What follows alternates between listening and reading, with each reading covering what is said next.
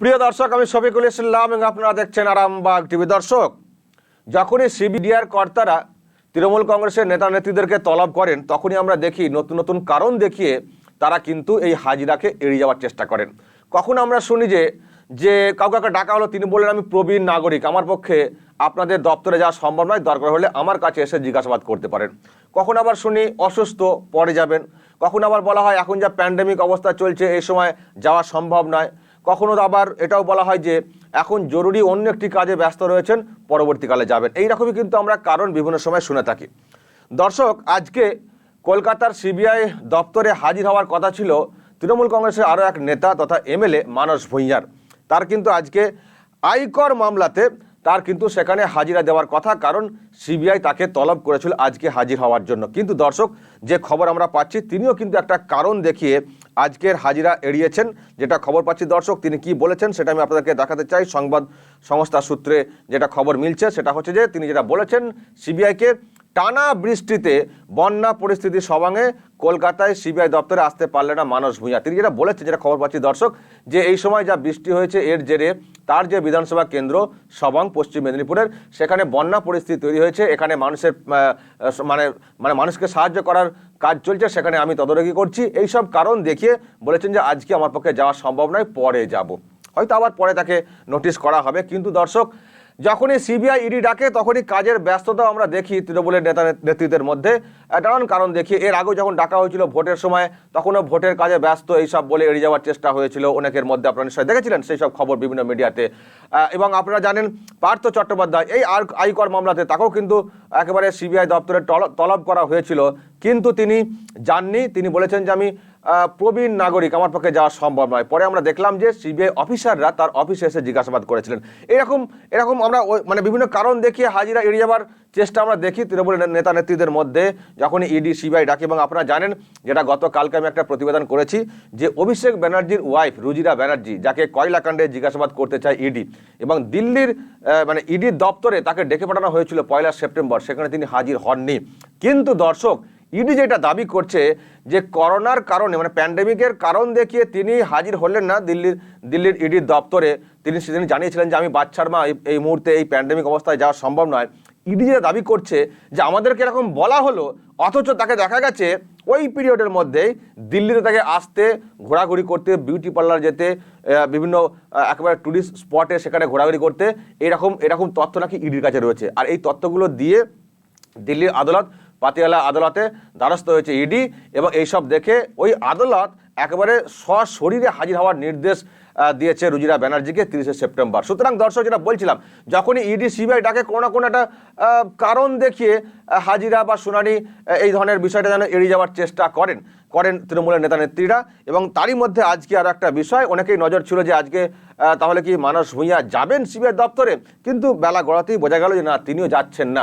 তিনিও কিন্তু একটা কারণ দেখিয়েছেন, বলেছেন যে সমাগে বন্যা পরিস্থিতি, মানুষের এখানে সাহায্যের প্রয়োজন হয়েছে, সেই কাজটা চলছে, আমি সেখানে তদারকি করছি, এই সময় কিন্তু যাওয়া যাবে না। আসেননি, এখন কবে আবার তাকে ডাকে আবার নতুন করে সিবিআই, সেটা দেখার বিষয় চান। এখন দর্শক, কি বিষয় মানস ভূঁইয়া কিংবা কেন ডাকতে চাইছে সিবিআই? যেটা অভিযোগ দর্শক, যে মানস ভূঁইয়া একটি চিটফান্ড সংস্থা আয়কর, তাদের অনুষ্ঠানে তিনি হাজির ছিলেন এবং সেখানে গিয়ে এমন সব বক্তব্য দিয়েছেন সংস্থার সমর্থনে, যেটা এক ধরনের পাবলিসিটি করা, প্রচার করা, বিজ্ঞাপন করা। তিনি তাহলে কিসের বিনিময়ে এইসব বিজ্ঞাপনগুলো করেছিলেন?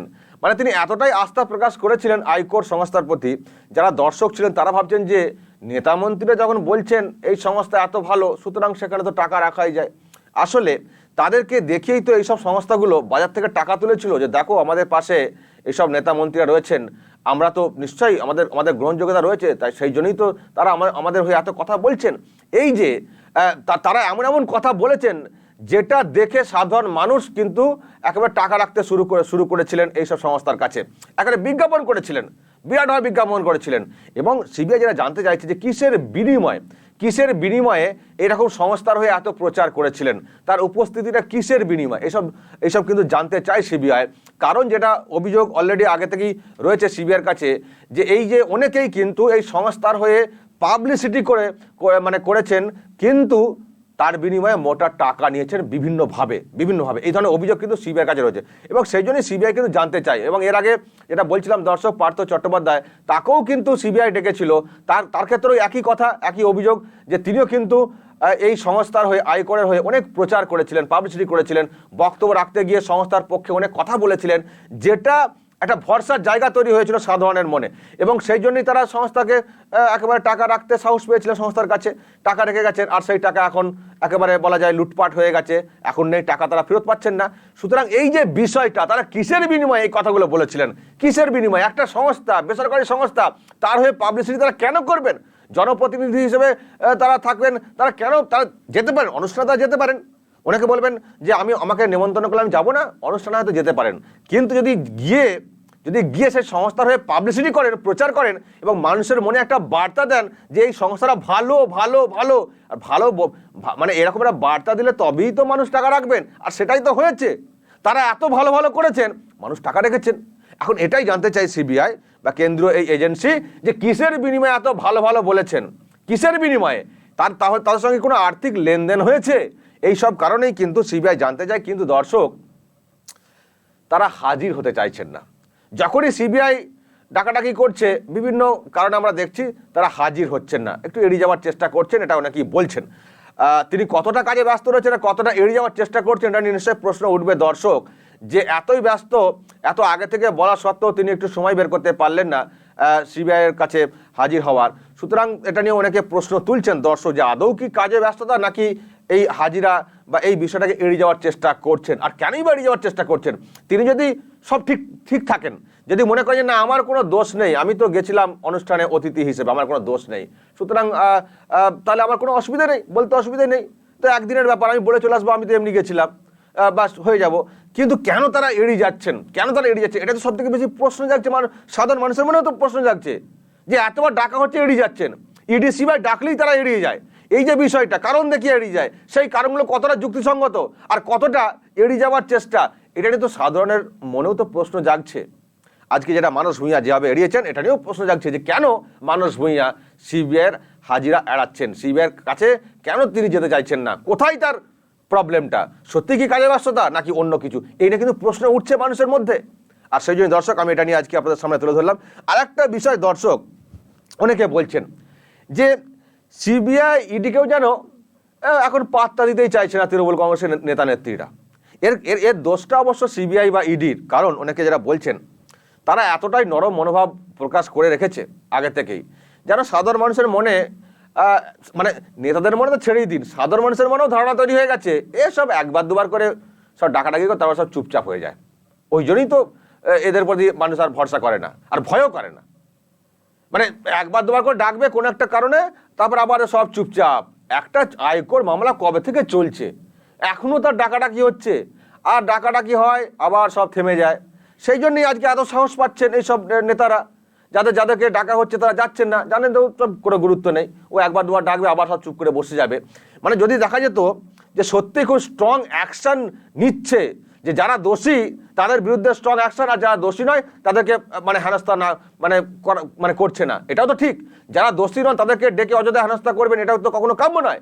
আর যারা দোষী বা যাদের মনে হচ্ছে যে তাদের মানে ভিত্তি রয়েছে, তাদের মামলাগুলোকে দিনের পর দিন টেনে যাবে, মানে লম্বা টাইম দিয়ে যাবে, এটাও ঠিক নয়।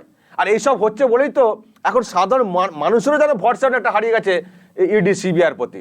আর সেখানে তো নেতা নেত্রীদের তো আরও তাদের পাওয়ারফুল, তাদের তো আরও মানে বলা যায় তাদের ভয়টা আবার আরও কম। সুতরাং এই জায়গাটায় যে সিবিআই ইডি এইসব ডাকাডাকি করবে আর চুপ করে যাবে, এইসব করার থেকে না করা ভালো, মামলাগুলোকে ছেড়ে দেওয়া ভালো।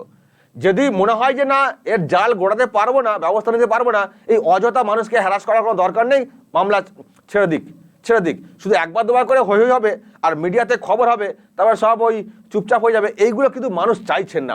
আজকে ওনাকে বলছেন যে আজকে এই যে কথায় এড়িয়ে যাওয়া, কে বলছেন অসুস্থ, কে বলছেন প্রবীণ নাগরিক, কে বলছেন প্যান্ডেমিক অবস্থা আমি যেতে পারবো না, কে বলছেন যে কাজে ব্যস্ত, অথচ তারা অন্য সব কাজে ঘোরাঘুরি করছেন, এগুলো প্রকাশ্যে চলে আসছে, এগুলো মিডিয়ার যুগ, সবাই মানে জানতে পারছেন যে এখানে বলছেন এই কারণে যাচ্ছে না, কিন্তু এখানে তো দিব্যি ঘুরে বেড়াচ্ছেন।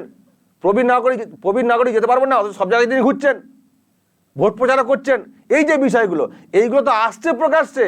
আর এইসবগুলো তো যত আসছে প্রকাশ্যে মানুষের যেন আস্থা হারিয়ে যাচ্ছে এইসব সংস্থার প্রতি। এখন দেখার বিষয় যে টনক নড়ে কিনা সিবিআই বা ইডির, যে তাদেরকে যেভাবে তুচ্ছ তাচ্ছিল্য করা হচ্ছে, অবজ্ঞা করা হচ্ছে, এরপরেও যদি তারা স্ট্রং স্টেপ না নেয় তাহলে যে গুরুত্ব কমেছে, মানে এই সিবিআই ইডির প্রতি মানুষের যে ভরসাটা যেটা কমেছে আরও কিন্তু তলানিতে নেমে যাবে। মানুষের মনে কিন্তু এটা একেবারে বদ্ধ ধারণা হয়ে যাবে যে এসব নামেই ইডি সিবিআই, এর কোনো কাজ নেই।